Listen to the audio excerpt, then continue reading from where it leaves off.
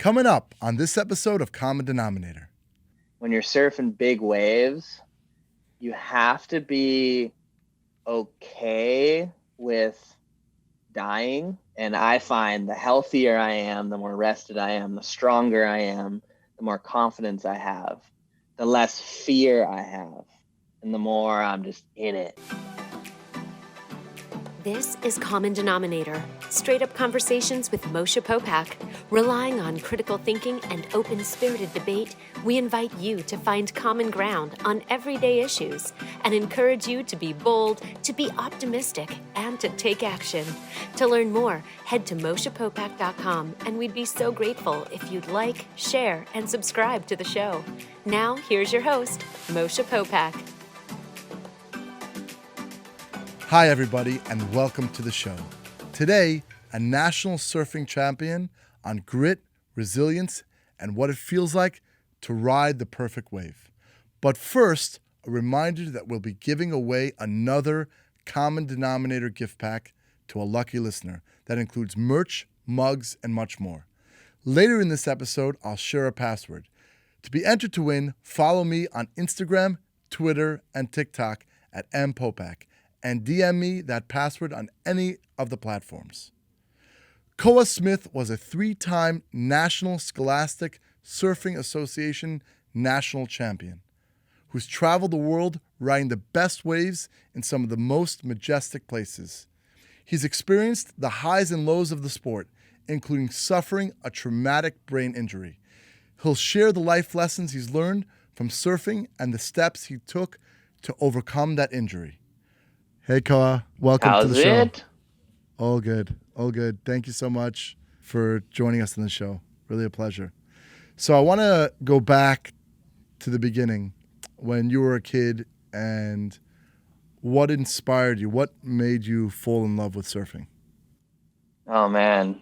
I was lucky enough to have some crazy parents. They moved from Michigan to Kauai.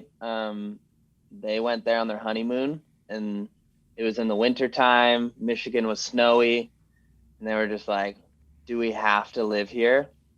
Like, we're moving to Kauai. So they ended up just selling everything, moving to Kauai, and raised me and my 3 brothers on the island of Kauai.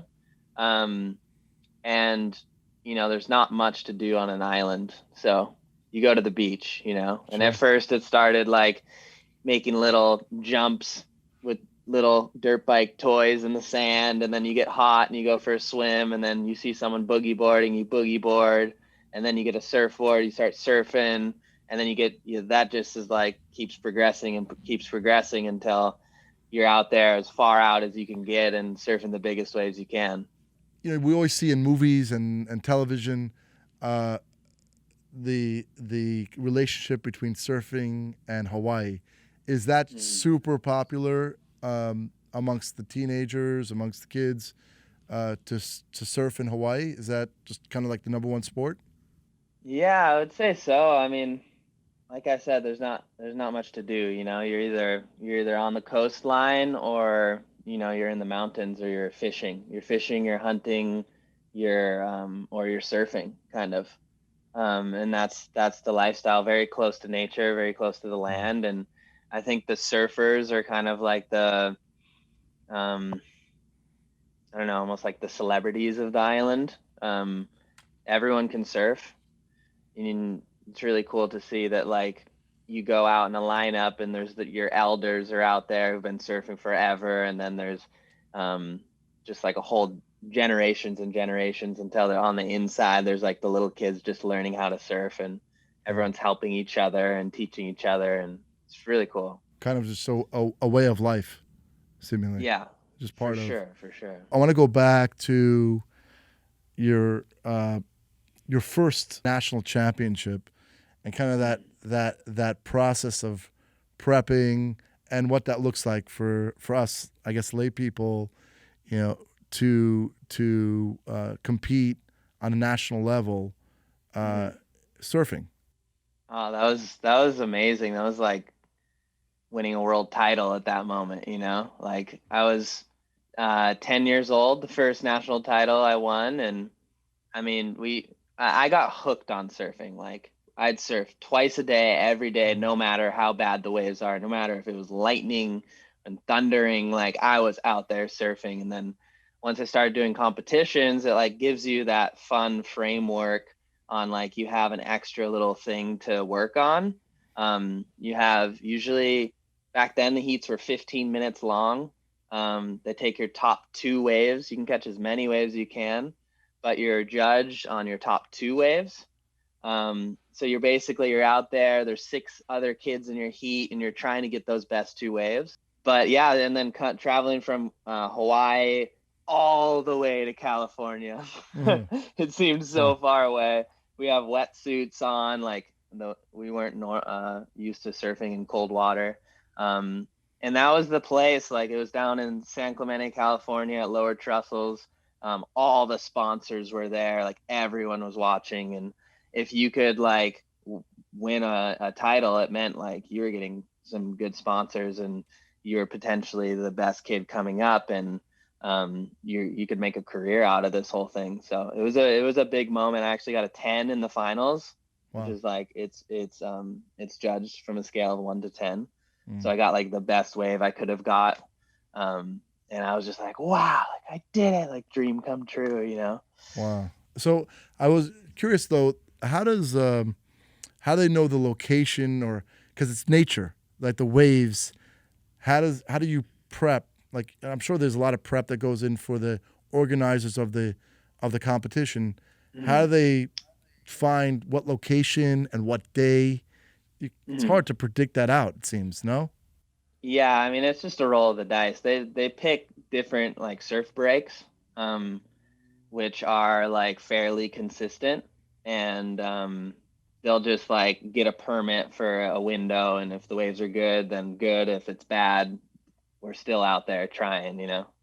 And I, obviously in my mind, I always think as the ocean is can be pretty brutal.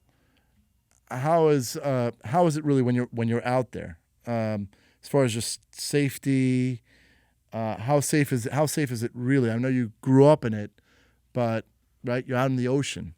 I think that's why Hawaii is known for its surfing, is because the waves there are like huge. I mean, if you think about it, like we're in the middle of the ocean, we're in the middle of the Pacific Ocean, and there's just those huge storms that form in off of Alaska. And they just come and nothing is like in their way except Hawaii. So they just slam into Hawaii and create these like huge waves. So, and if you don't know what you're doing, it can get real scary real quick. You know, there's crazy rip tides and you're playing with an environment that humans can't like breathe in. Like when you fall on a wave, you're underwater, you're holding your breath, you're getting like pushed around. Your board can hit you. You can hit the coral reef, and you need to know what you're doing, or else you can panic really easy. I think that's what gets most people is they feel uncomfortable and then they start panicking, and then that's when they kind of start inhaling water and tend to drown. Right. But I'm just imagining exactly that process. But I'm sure you've done it so many times, and I guess there's this belief that eventually that wave will stop and then you'll be able to have that chance to breathe. And I remember a friend of mine told me kind of the idea is if you force the issue, that's going to be your issue. You have to kind of, right? Is that kind of how the same way in surfing? You just have to allow the process to happen and then wait for the opportunity to come up and breathe. And yeah. I mean, you learn that like the more when you're holding your breath, the more like you strain or flex or move, that's like using up your oxygen. So I literally tell myself to play dead underwater. Right. I'm just like this, like obviously like covering my head and kind of going with the motion. But I'm like trying to just relax as deeply as I can. It's your only option. Like I've played with it before where it's like, okay, I'm going to go under this wave and I'm going to freak myself out. Oh my God, like hold your breath. Oh my God, I'm going to die. Like, I don't know when I'm going to come up. And then all of a sudden, like 5 seconds goes by and you're like freaking out, you know. But if you go under the water and you're like, I'm okay, like I'm chilling. It's Hmm. actually kind of nice under here. And the next thing you know, you're up and you're like, whoa, all right, that was good. Yeah. So it seems like obviously that's the mental training, right? You got to Mm-hmm. train your mind to be sharp and to let go. In martial arts, we do a lot of that Mm-hmm. training. And what is the physical regimen? Because you have to be probably super physically fit. Mm-hmm. Uh, do you have to um, do yoga, do weight Mm-hmm. training? What does that look like in order to get physically fit for surfing? Yeah, it's surfing's an interesting one because surfing will keep you fit, and there's people that just surf, you know, and they're so talented. But I personally believe that the more fit you are, the more flexible you are, the more confidence you get, um, so that you can do bigger airs. You can fall on a bigger wave, and you know you're going to be okay. So I take my fitness and health and just everything very serious. I think a lot of it is like when you're surfing big waves, you have to be okay with dying. Hmm. It's kind of, you know, you gotta be okay with it because we're surfing these waves that like, you know, one thing happens and you're done, you know, whether Right. that's your board, the reef getting held under. So when you're out there, you need to be in the flow. Like you can't be thinking about your to-do list or, you know, your relationships or anything like that. Like you need to be very present. Um, and I find the healthier I am, the more rested I am, the stronger I am, the more confidence I have, the less fear I have, and the more I'm just in it. And like when you're Preparation. in it and you're attacking, Mm-hmm. then most of the time you're all good. But when you're like a little bit hesitant and you're a little scared and oh, I don't know, and then that's usually when you fall or make a mistake, you know. What would you say is the greatest wave you've surfed? The most, or the one you're most proud of? Yeah. Um, I surfed this place in southern Africa that is like where the sand dunes like spill into the ocean. So it's like it's all sand. And this wave breaks for over a mile long. And you can get like in the barrel, like when the wave breaks and it goes over your head, it's called the barrel, Mm-hmm. the tube, um, or the green room. There's a lot of words for it. But that is like the most sought after place to be in surfing. There's something weird about it, like placing yourself in this like moving tunnel, um, that is just this weird thing happens where it makes you feel so happy. You have to be so present. Right.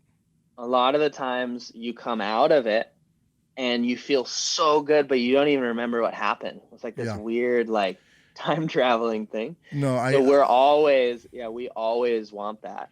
yeah, And yeah. I relate to that very much. That's the place I call that the place beyond nature, because you're Mm, forced to physically be so present. You don't have any other hmm. option. Yeah. I've seen that. I remember my grandfather used to tell me about that place. It's the place where your relationship is with the higher being.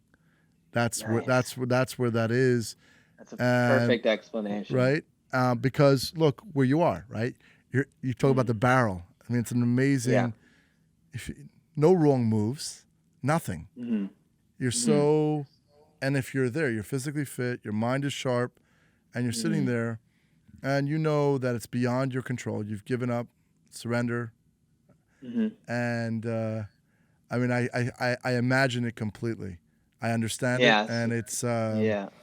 That's tremendous. a It's the place that anything could be, where the impossible becomes possible.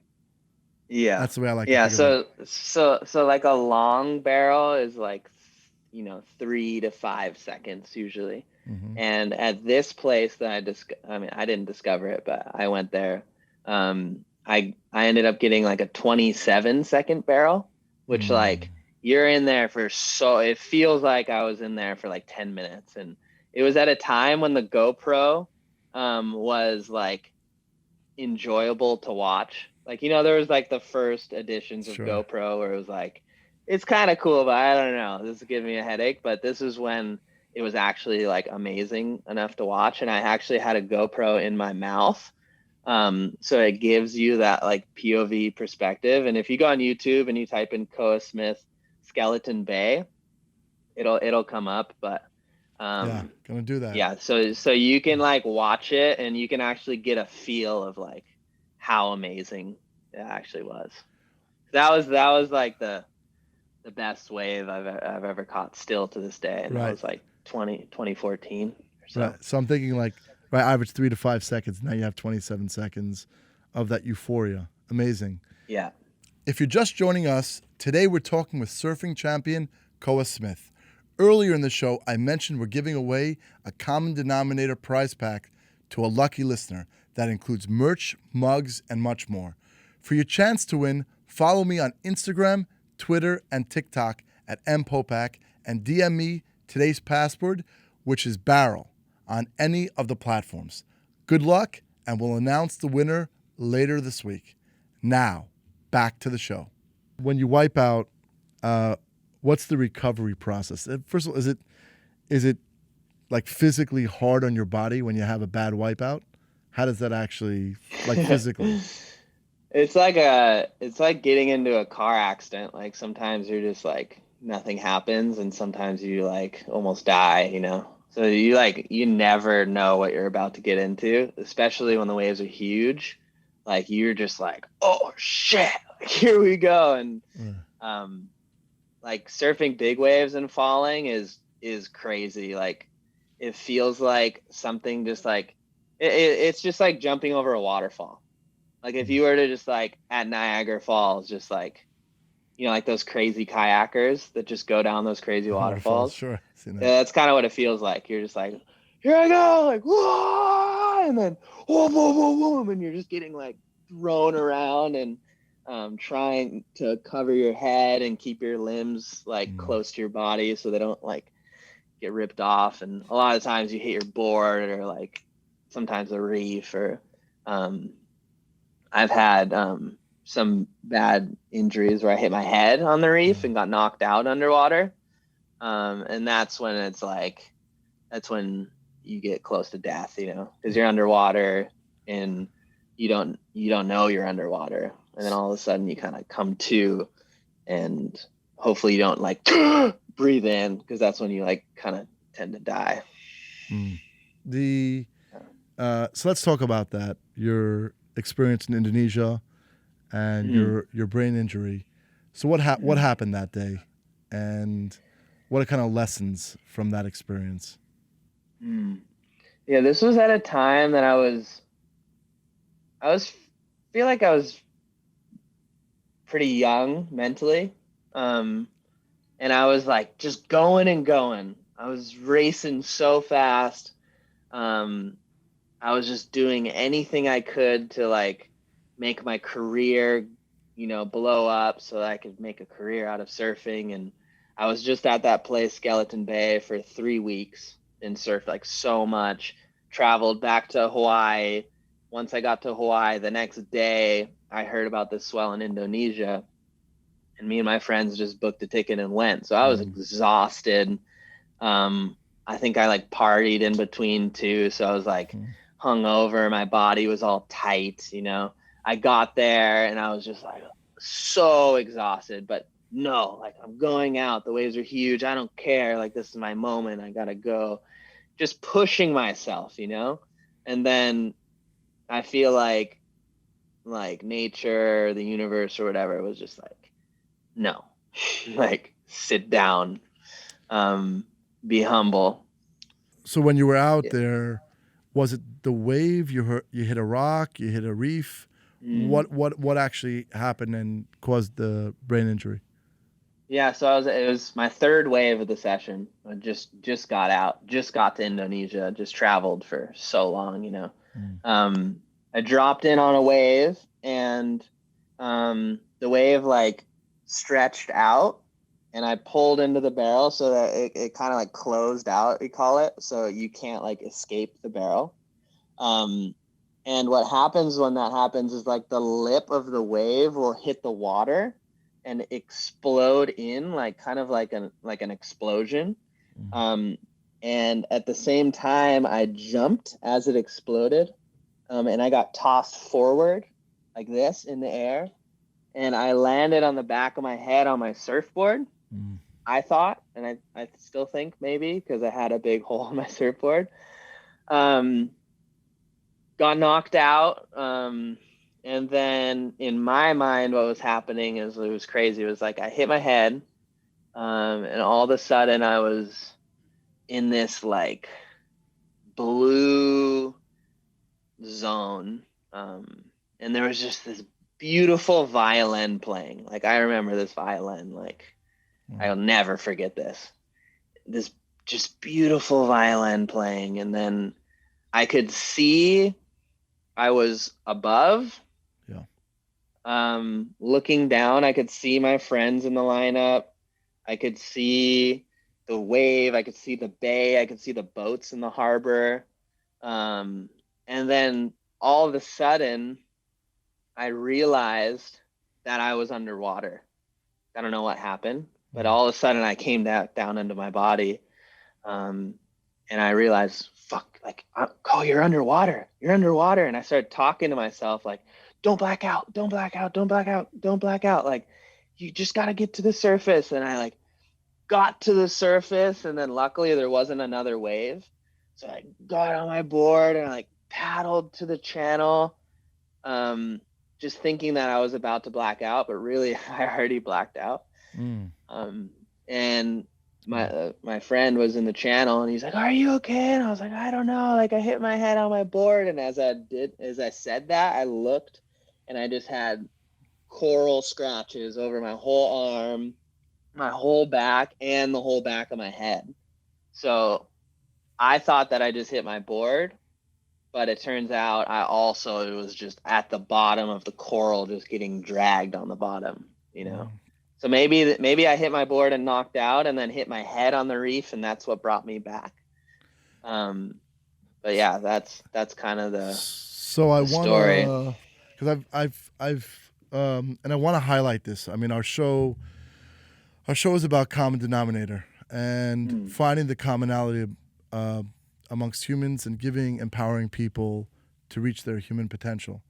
And here you are with this story, and I know you didn't give up, and I know what, maybe we could talk a little bit about what happened afterwards. So your whole life is about surfing, and here you have this brain injury, right? But you made choices, and that's what I want to highlight, is the choices that you made about resilience and to empower people to reach their potential. So let's talk about kind of what happened after that point. Yeah, I mean, I don't know if you guys have ever experienced a concussion before, or if you've ever experienced doing too much psychedelics before, but they're very similar feelings.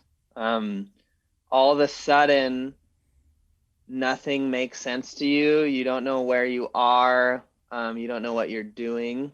And you're right there on the edge of, if you were to start panicking, it would be really fucking scary. And so I was in the lineup, and I've had a concussion before this, so I was used to that symptoms. I got ran over by a jet ski 4 years before that. So I was almost comfortable with this feeling of not knowing what's going on. And I always came back to telling myself, I'm okay. Like, that was my route of getting me through it, because I was paddling. I was like, okay, I got to go in, and I'm paddling. And then all of a sudden I'm like, whoa, where am I? What am I doing? And then I like come to and realize that I'm paddling in the total wrong direction out to sea. And then I'm like, oh, okay, I need to go that way. You're okay. Just one stroke at a time. You just got to get in. We just got to go home. And I'm like, shit, like, where am I staying? Like, where's my home? Like, how am I going to get home? How am I going to get in? And then it's like, no, you're okay. Just one step at a time. And then I ended up getting into the beach. And luckily, a local had a moped. And he just put me on the moped, and somehow he knew where I was staying. So like, where everything just worked out perfectly. And the whole bottom line was just like, instead of freaking out, I stuck to the route that I'm going to be okay. Just take it one step at a time and I'm going to be okay. And that's what got me I think about kind that. of to safety. I think about that self-talk. I think it applies to many, many parts of life. That positive self-talk, sure. and then taking it. The journey of 1,000 miles starts with one step, right? Yeah. So I think that that's exactly right. And I know afterwards, there were thoughts: will I ever surf again? Right? As the days and weeks went by, but I know that somehow you did surf again. So how was that? How was that process? Because you went through one process, becoming a national champion, right? And then now you have to do another process to get over your brain injury. And did you ever want to give up? Did you ever give up in your mind? Did that ever happen? Yeah, I did. For me, surfing's not only my career, but it's also how I express myself as a human. Mm-hmm. So all of a sudden, I potentially don't have any income, and I don't have that one thing that when everything else in my life is chaotic, I can just surf and I'm okay. So that was scary. And with brain injuries, it's not like an ankle injury or a knee injury where you can kind of like step on your knee and you're like, oh, no, I'm not healed, Like I'll have 3 days of feeling really good and I haven't done any exercise in a while, and I start exercising and then all of a sudden I go too far and I have to be in my bed for a week. So you're just like, oh shit, like I went too far. Okay, now I got to start building up again. And I felt like after doing that for months and months and months, I was like I started almost like forgetting who I was before the injury. Like all of a sudden, this was just Koa. He's like low energy. He can't do anything. Very negative mindset kind of thing. Yeah. And yeah, it started getting super dark. What was the moment that you switched your mindset? What was it? What went on in your head that you said, you know what, enough's enough. I'm not going to be this victim. I'm not going to be in this dark space, and I'm going to make the choice to push forward. Yeah, I mean, so I'm naturally like, from the beginning, I had that positive mindset of just like the self-talk is positive. Yes. And I think that through it was like 7 months of having to continuously be positive, and then all of a sudden, like I just stopped that. I was just kind of giving up, and I started getting two things that was really weird that happened that I've never experienced. Number one was this numbness over my whole body. Couldn't feel happiness. I couldn't feel love. And that combined with, I would have these loss of mind control. So my thoughts, like, we're all human. We have a negative thought here and there. Like, what if I crash my car, and you're like, oh, no, that's not going to happen. But I started having these I called it like slippery mind, where I'd have like a horrible thought and it would just keep playing and playing and playing and playing and playing and get louder and louder and gnarlier until my head would start burning. And I would just like have to either call someone just to try to get it off my mind, or I had to like run outside and like go on a hike until it would calm down. So that compared to the depression got like kind of gnarly. Like I was like thinking about just ending my life because I was like, I can't handle this anymore. And I just think that that would be an easy way out. And then I was like, no, I'm not going to fucking do that. But then, so then I went to seeing a therapist, and he's, you know, telling me, oh, you know, you should just get on antidepressants. And my whole life I've been very natural human and know that like there's things out there that can heal me. And I watched that movie, Fantastic Fungi, which was about like all the funguses, and Paul Stamets talks about how he cured himself from his stuttering. I don't know if you heard that story with Sure. psychedelic mushrooms. Sure. So I was like, you know what? Like, I am gonna go to a very safe place that I love in nature, go camp for 5 days, disconnect from my phone, disconnect from everything that's stressing me out. And I went with my brother, and we did like a high dose of psychedelics. I think did like 5 grams or something like that. And that was like the craziest experience of my life. Basically just got reminded of who I was as a child, that I was a good person and I was here to do good, that I need to be very, very proud of myself and everything that I've gone through, and that I got to this point, that I'm going to be okay, and that I can start surfing again. And this voice just got fucking louder and louder until it was yelling at me like, Sure. you're on the right path. Like, and I'm just, here I am, I'm like naked in the sun by this waterfall, and this thing in my head is just like yelling at me that I'm like, should love myself and be proud of who I am, and that I'm a good person, and use your brain injury as a guide to healing. Like, you know, when you're tired, you know, when you don't want to do something, like, take care of yourself one step at a time. Like, just, you fucking got this, Koa. And after that, I never felt that depression ever again.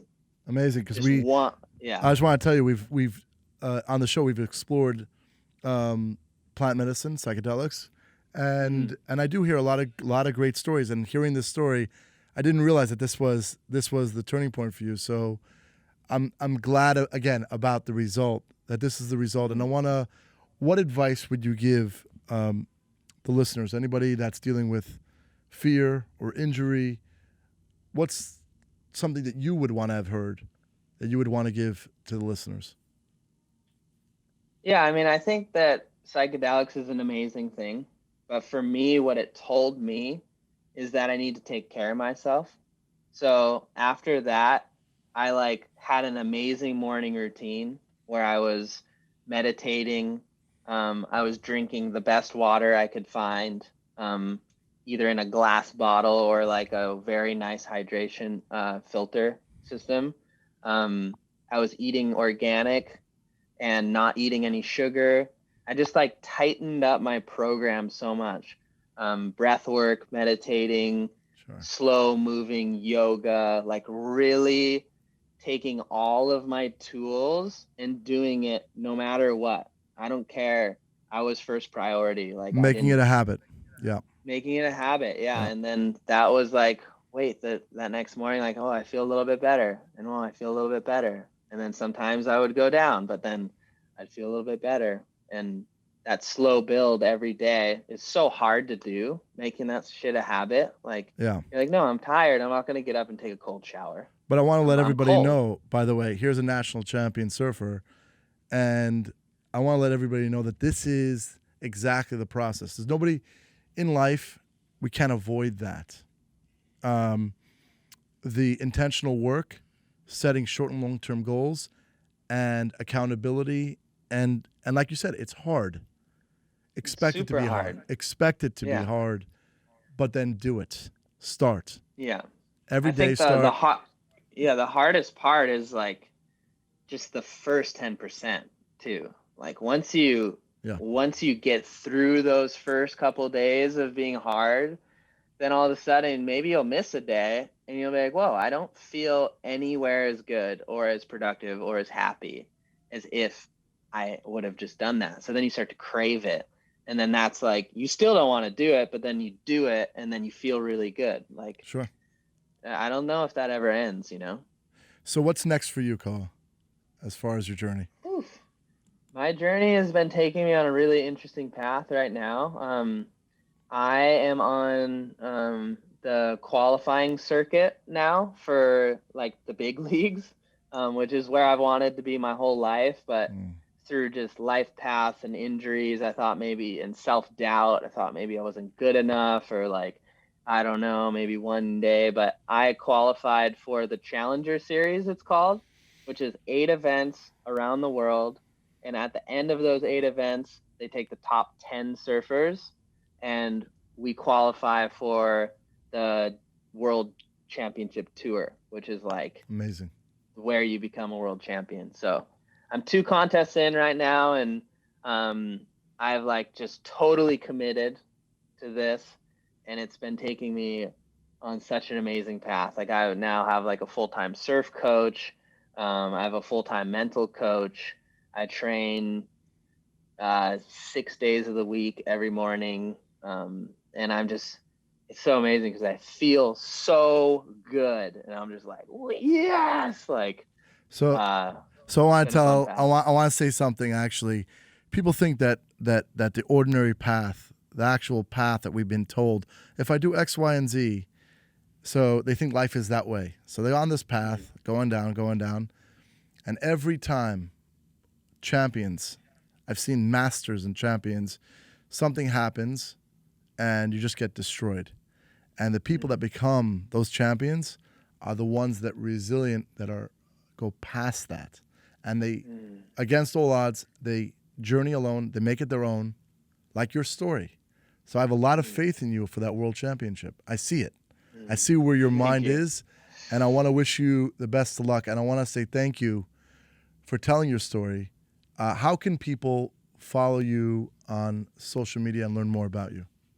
Yeah, well, first of all, thank you for creating a platform that I can tell my story. Like, so many people are so busy all day long. I feel like podcasts are one of the only, one of the last things where people like take the time to listen, you know? Yep, it's important. So it's amazing. I'm super active on social media.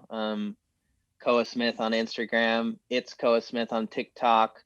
My YouTube channel shares like a bunch of amazing stories, and like kind of keeps everyone up to date on my surfing adventures, my daily adventures. Me and my brothers do that. It's called The Smith Brothers on YouTube. And yeah, I'm super active on social media. So if anyone has questions about my experience, or they're going through a hard time, reach out and I'll tell you what I can. Well, thank you so much, Koa. It's really been inspirational, and you'll get there. You'll get to that world championship. Yeah. So thank you. Thank you so much, Koa. Appreciate it. Thanks for listening to the Common Denominator podcast. Join us next week for another inspiring, impactful, and empowering conversation. To learn more about Moshe, head to moshepopak.com. If you enjoyed this episode, feel free to share it. And we'd be grateful if you could rate, review, and subscribe to the show.